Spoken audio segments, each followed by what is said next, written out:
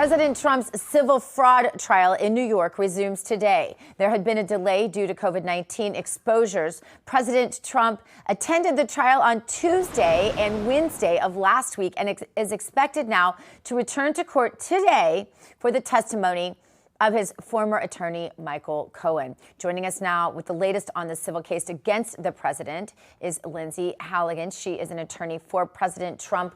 Lindsey, thank you so much for being with us.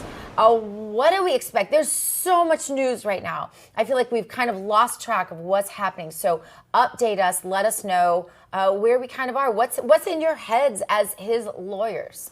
Well, right now we have that gag order from Judge Engoron that prevents President Trump from talking about any court staff. Today we have Michael Cohen's testimony. Everyone knows that Michael Cohen, his name is synonymous with liar. So it's surprising that he's even allowed to testify, but that's the prosecutor's star witness in this case. So we'll see what he says, but I think President Trump will be there. And hopefully Michael Cohen will be impeached on the stand, which just means that the attorney cross-examining him will point out his prior inconsistent statements, and that will make the judge evaluate whether Michael Cohen is really telling the truth or not. So many questions rolling around in my head, Lindsey. I can't even say them fast enough. So my first question is, do we trust this court?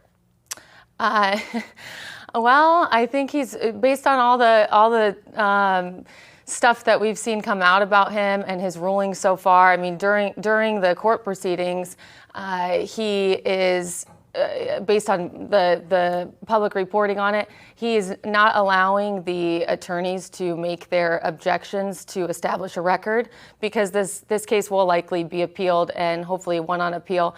But no, President Trump is going into this case without a jury, and he's also, the judge already determined fraud. So I wouldn't say this is a fair proceeding. And the gag order.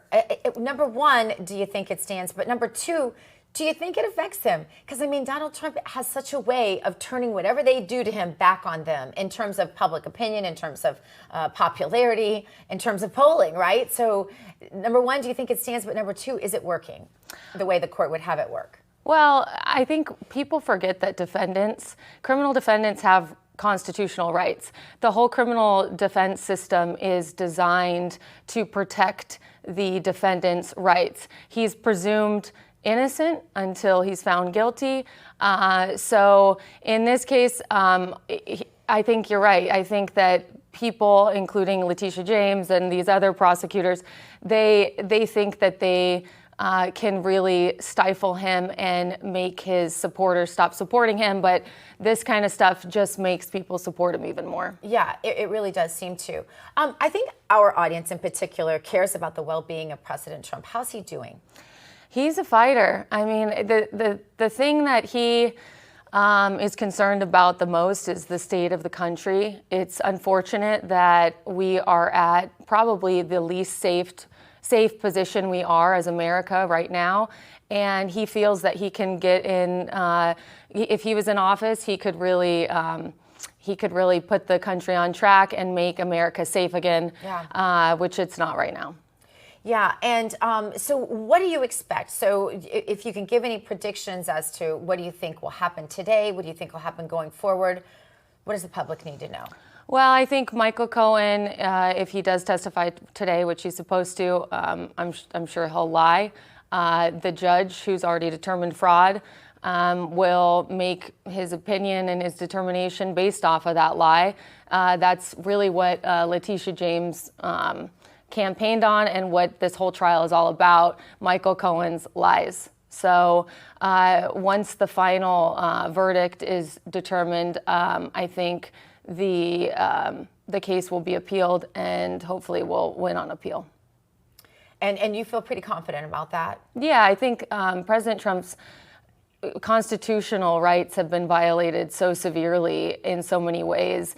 Letitia James, these prosecutors, Letitia James, Jack Smith, they can hold press conferences, they can campaign on getting Trump, they can make speaking indictments, and he just is supposed to sit there with duct tape over his mouth. He can't say anything. And keep in mind, his entire campaign is about, in large part, about how corrupt the justice system is.